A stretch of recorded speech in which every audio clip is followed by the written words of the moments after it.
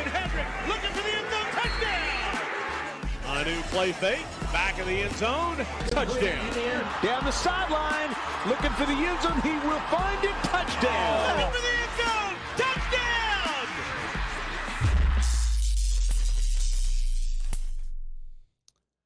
Well, hello, everybody, and welcome into the WBIR Digital Studios. I'm Mark Packer, and this is something we've never done before, the schedule reveal for Rivalry Thursday and Rivalry Friday. A whole lot of games this year, plus a Saturday Kickoff Classic. We're talking 23 regular season games, which is the most we've ever done. Throw in 4 Rivalry playoff games and the Rivalry Showcase game, and I'm flat crazy. 28 games this year. We'll welcome in. The guy's going to be in the booth with me this year. Austin Price will be in on Thursday nights. Eric Cain will be in on Friday nights. And Chad Brown is lurking in the shadows even in this shot. So, guys, it's going to be a totally different year, and there's a whole lot of games to get to.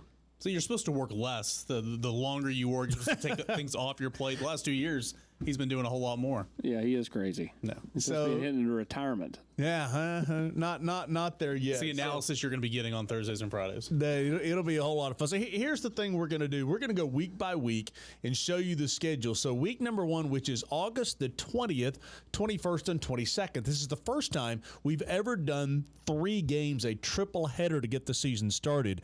Week 1 on Thursday night. The Thursday games will be on the top of your screen, and the Rivalry Friday games will be on the bottom of your screen.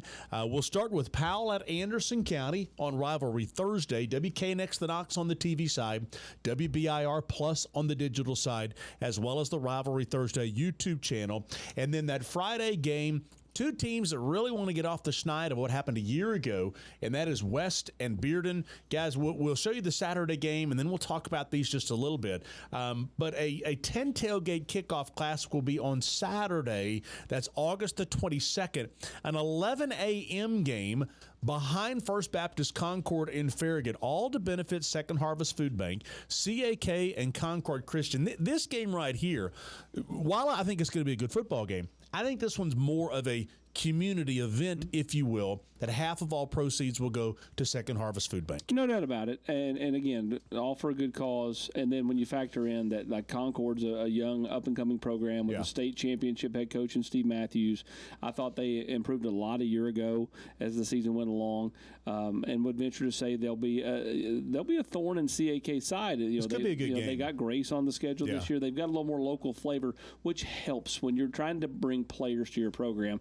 Nobody wants to play some school no one's ever heard of from another state. Being able to play these local games is big for a team like Concord. CAK, they lost their best pass rusher from a year ago.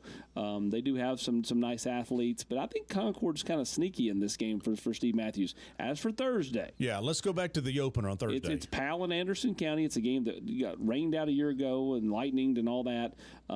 It's a really good little rivalry right there on 75. J.D. Gillen will be the marquee player for Anderson County.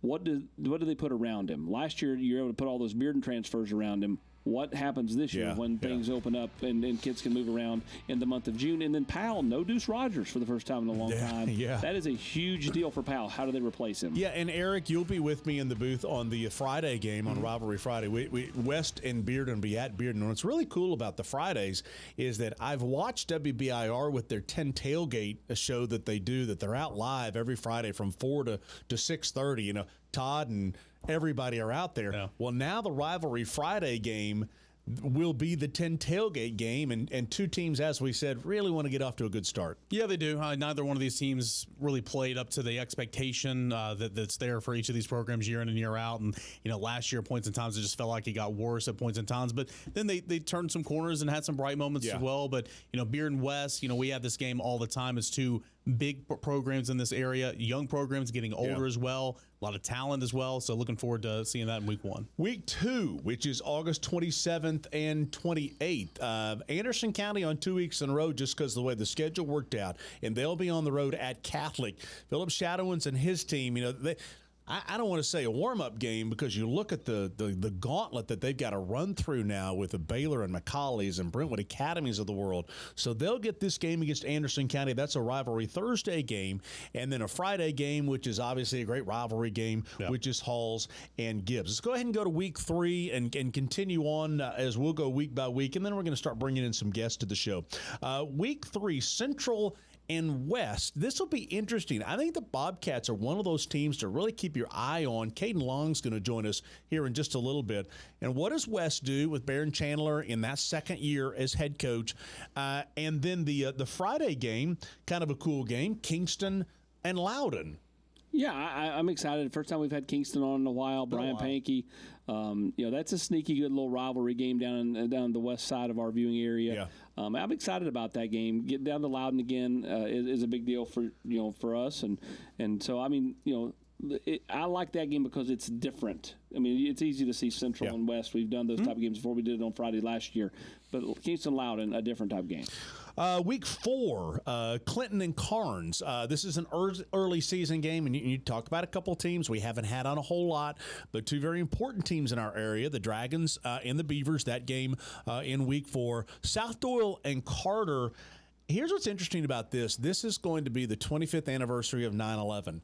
And so I'll go ahead and tell you, there's going to be emotion that night with the bands playing ahead of time on the 25th anniversary of 9/11 for that one. Week 5, and as we do this, we'll bring in our first guest as we show you these games and talk about them for a moment. Those games will be Hardin Valley at Bearden will be the rivalry Thursday game, and then the rivalry Friday game will be Grace and Webb. Now, there's a lot in play here on the Grace and Webb game. Obviously, George Quarles comes back to town as the new Webb head coach.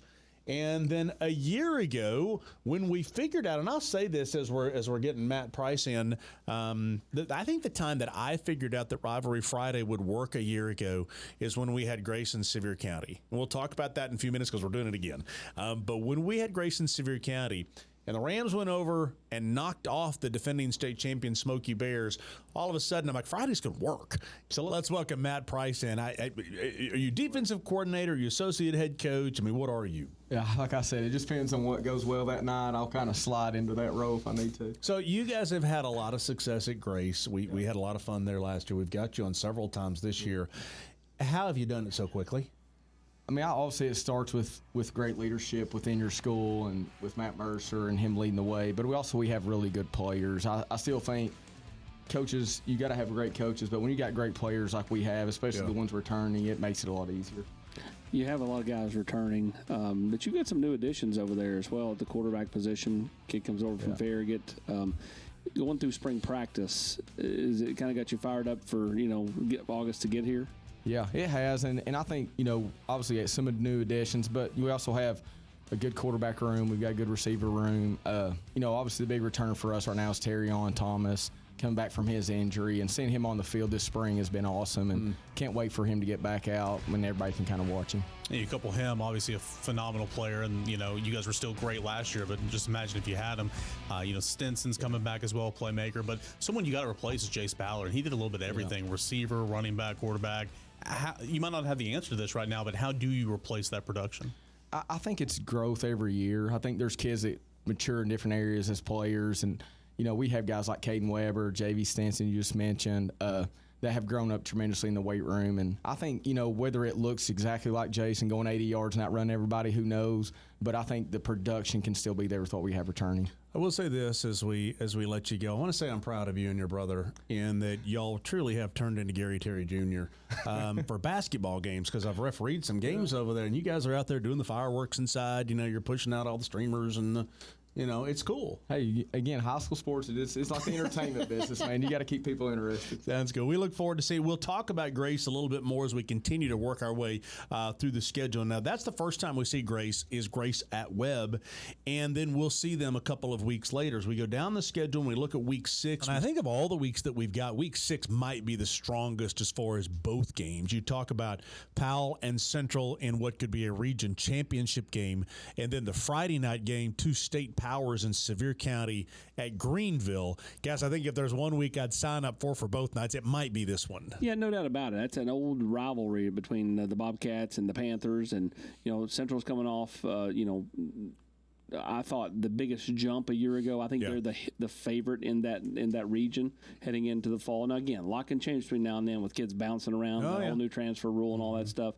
But you like what you have back at Central because they do have the quarterback back, and anytime it's a quarterback-driven game. Period. When you have a guy that you trust that plays with the confidence that Kaden Long plays with, it goes a long, long way. And you talk about quarterbacks that you trust. Look no further than Todd Loveday in Sevier County, Eric. Yeah, I mean, these are two teams that have won so many games, especially recently. But you're talking about Cooper Newman right there. And I mean, the guy's just been phenomenal since his sophomore season. Statistically, just as good and took a step probably in maturation and kind of growing in the game as a junior. And can't wait to see him and what Newman out at Parker Newman. Yeah, Parker, tight end and wide receiver do. And then, of course, Greenville, that is always stacked and loaded on the offense side of the football. Yeah, so. and a fun place to go. I mean, we've gone to Greenville over the years. Of course, the last time we went, we only got about a half of a game in against Alcoa when the Lightning came. But week 7, we start venturing into spring break. Farragut and Hardin Valley is the rivalry Thursday game that week. And then the rivalry Friday game. Excited about this one. Tellico Plains at Eagleton. Haven't been to Eagleton yet. Wonderful facility over there in Blount County. They made a nice run a year ago, made it to the semifinals, and so we'll have that one on Friday. Week 8, a couple of good games as well. Sevier County will be at Grace. That's the game we talked about just a little bit ago, and what a game that was a year ago. And that's a Week 8 game. Sevier County, this time's at Grace. They'll have the fireworks rolling out there. And then we'll be over in your neck of the woods over there with one of your good buddies, Seymour. We'll be at Northview Academy. That will be the Friday game.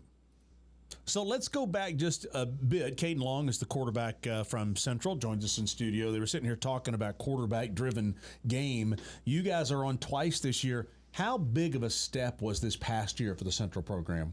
Yes, sir. I think we just had to first get adjusted to Coach Lane's new style.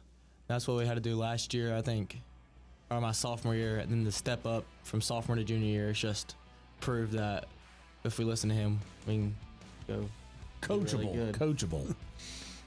You look at, a year ago you beat Halls. That's a huge rivalry game on TV. You beat West on TV. Another on TV. Not beat Powell, but you get him on TV this year. You're getting a chance to check that box potentially. Yes, sir. And we've been looking forward to that game. We like to take it week by week, so we don't like to look forward too much. But we're excited for it. Kaden, obviously you played a lot as a sophomore, but I mean, a breakout year last year, stats-wise, and obviously team-wise as well. For you specifically, how are you growing as a quarterback from that junior to senior year? I think just working on staying calm, keeping my footwork down, delivering the ball where I need to. That's what my main focus is this offseason. Well, we're looking forward to seeing you guys this year. Have a feeling we'll probably have you on in the playoffs if it's the kind of year we think it will be. So good luck this year, okay? Yes, sir. Thank you for having me. Let's venture to Week 9. The rivalry Thursday game is CAK and Grace, an actual rivalry game, which we get every once in a while. Great matchup on rivalry Friday. It was a great matchup a year ago, so we're going to do it this year. Powell at Jefferson County. Week 10, you start talking about those games that have all kinds of playoff implications. Gibbs will be at Heritage. Joe Ossovet welcoming Brad Turner in a game that could be a very important game for both. Coalfield at Greenback. Greenback's got a new stadium over there, new turf. So we're looking forward to what has been a long-time rivalry game. And then Week 11, there's only one game for us to show you because we're leaving the Friday night rivalry Friday to be announced. But the Thursday game in and of itself is a great one. Should be a region championship game as Maryville travels over to Oak Ridge. So speaking of the last week, let's bring in one of the worst-kept secrets in East Tennessee, and that is Malik Howard, the big tight end over at Oak Ridge. How are you? I'm doing great. How are you? I'm good. So we're going to give you another shot at Maryville. I know the last time didn't go real well. Are you excited about that opportunity? We'll definitely be more prepared this year. We got punched in the mouth last year, but we got a stronger team. I'm sure. Okay. Malik, for you specifically, and I know we're talking about Oak Ridge and Maryville and everything, but you're one of the bigger prospects in this area. You got OVs coming up soon, but this is about to be your last hurrah, your last year with your teammates. I mean, how are you kind of balancing that right now and trying to savor what's in front of you with spring practice right now? Right now, I'm just trying to keep all of my focus on my senior season, keeping everything because my main goal is to win a state championship and have a great last season with my guys, and I'm just putting everything else as far as recruiting up to God and just letting that be with my family, and we have talks about that, but obviously the main thing has to stay the main thing. You lost some key pieces last year, including your quarterback. Got a new quarterback. I know Yes, you like sir. him. Yep. Got some new other pieces on this team. How big has this spring been to kind of gel as a team? Because, I mean, when you have a bunch of new pieces coming in, you guys got to figure out kind of what each of you are thinking. It's been huge, really. We had a couple guys basically dropped off in January as soon as we came back to school, and as far as the quarterback and a couple receivers we've had come in, we've pretty much once a week, twice a week been thrown with the guys. We already have great time and good chemistry. We're all locked in. We're friends, so it's only going to make us better in the long run that we started so early. And with the one-time transfer rule, there could be more players coming in during the summer, so that makes it even harder to try to figure out to be ready. Yeah. Hey, good luck to you, man. We look forward to seeing you against Maryville, and then I'm sure we'll see you in the playoffs as well. Yes, sir. So I don't know how in the world you're going to follow this entire schedule, but there it is on one graphic. Guys, that's a full season. It is. It's a huge venture to undertake, and it's going to be exciting. Going to have some really good teams. Going to have some really good players, and it'll be here before you know it. Yeah. Big schools, small schools, rivalry games, Thursdays, Fridays, and one Saturday. It's going to be a blast. Here's what I will say: every year when we put the schedule together, there's always somebody that says, "Well, what about this team? Well, what about that team?" And we always do the best we can. We look at the schedule and try to guess what are going to be good games. Here's the biggest challenge of this year. That is truly all the player movement and wondering who's going to be where by the time we get there. So stay tuned on all of that. Thanks for joining us for the Rivalry Thursday and Friday. Schedule reveal, Rivalry playoffs in November. All of the games on WKNX The Knox on TV, WBIR Plus on the digital side, and the Rivalry Thursday YouTube channel. Football will be here before you know it.